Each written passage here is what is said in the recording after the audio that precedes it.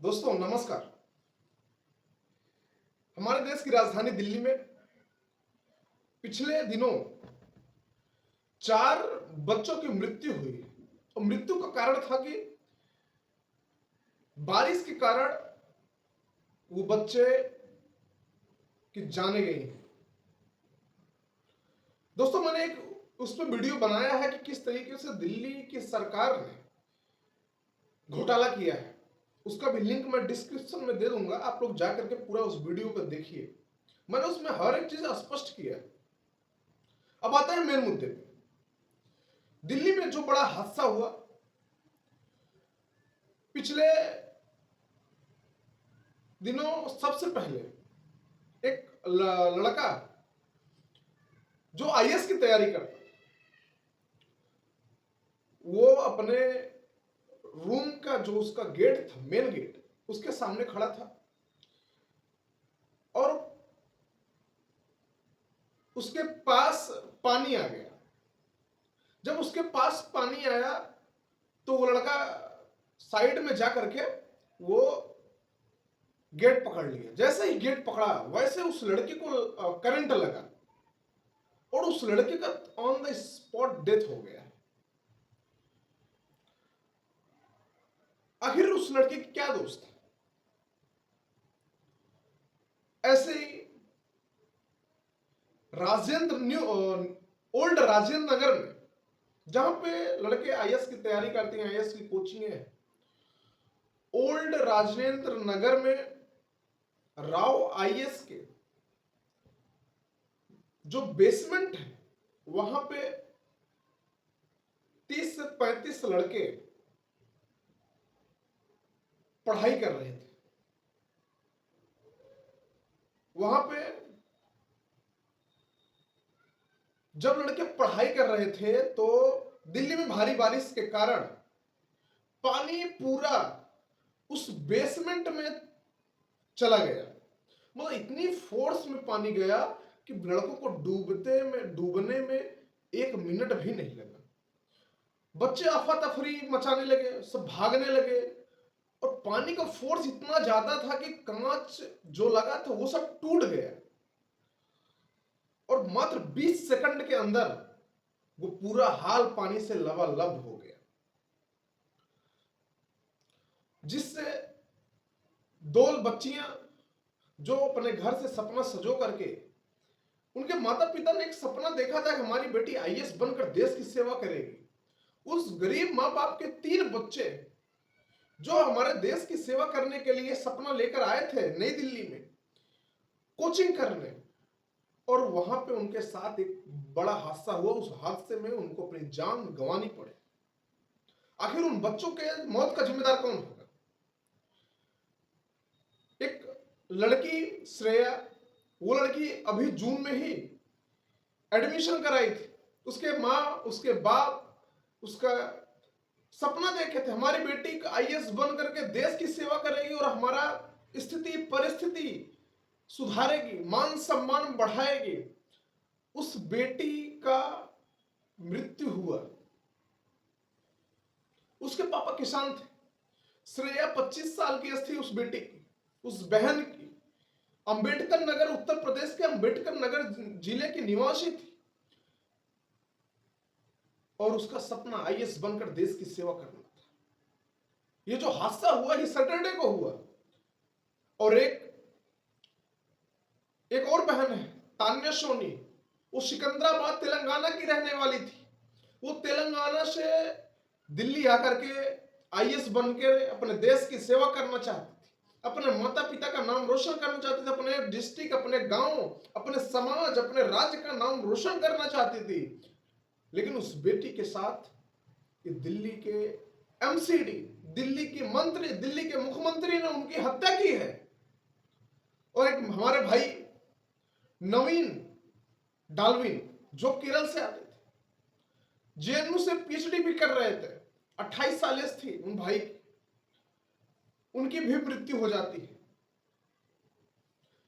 आखिर क्या दिल्ली सरकार की मंत्री आज से मार लेना चाहिए? आप ये बताएंगे कि बरसात के पहले जितने भी बड़े बड़े नाले हैं, जितने भी आपके ड्रेजिंग सिस्टम है, इनकी सफाई क्यों नहीं होती है भाई? अगर ये साफ सफाई होते तो इस तरीके से ये घटना न घटती। दूसरी चीज, एमसीडी वाले, आप जरा ये बताएंगे, आप जब भी कोई गरीब घर अपना जमीन लेकर के घर बनाता है और थोड़ा सा भी उनका घर मैप के अकॉर्डिंग से आपके अकॉर्डिंग वो बाहर रहता है, तो आप तुरंत उस पर जो होता कार्रवाई करते हो, तुरंत उसका घर गिरा देते हो। और जितने भी कोचिंग सेंटर वाले मैं देखता हूं दिल्ली में, जितने भी कोचिंग सेंटर वाले हैं, क्या आपने इनके ऊपर कार्रवाई की है?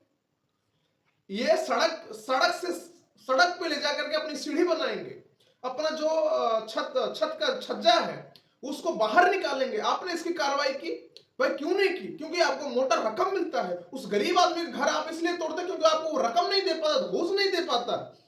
और मैं कहना चाहता हूं एमसीडी वालों, आप सुधर जाइए।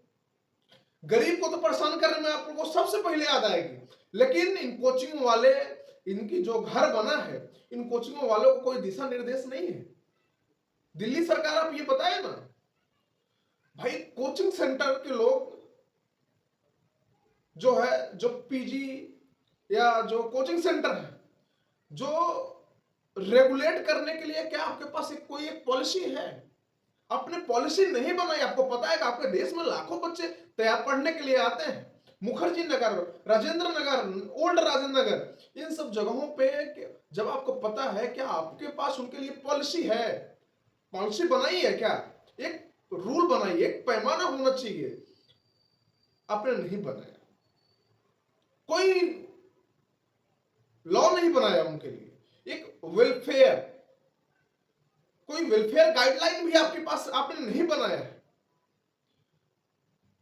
दोस्तों, आपको बता दें, आम आदमी पार्टी के जो नेता, वैसे तो ये प्रेस कॉन्फ्रेंस करने के लिए था, फटाक से ये आ जाते हैं, लेकिन अभी तक कोई भी प्रेस कॉन्फ्रेंस नहीं हुआ।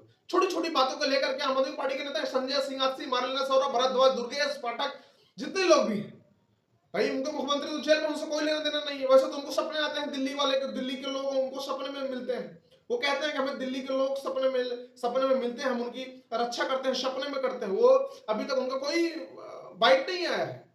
जेल से भी प्रेस ज्ञापन कर सकते हैं ना, आप एक मैसेज तो लिख सकते हैं ना दिल्ली की जनता के लिए, लेकिन आपके बच्चे थोड़ी ना है यार।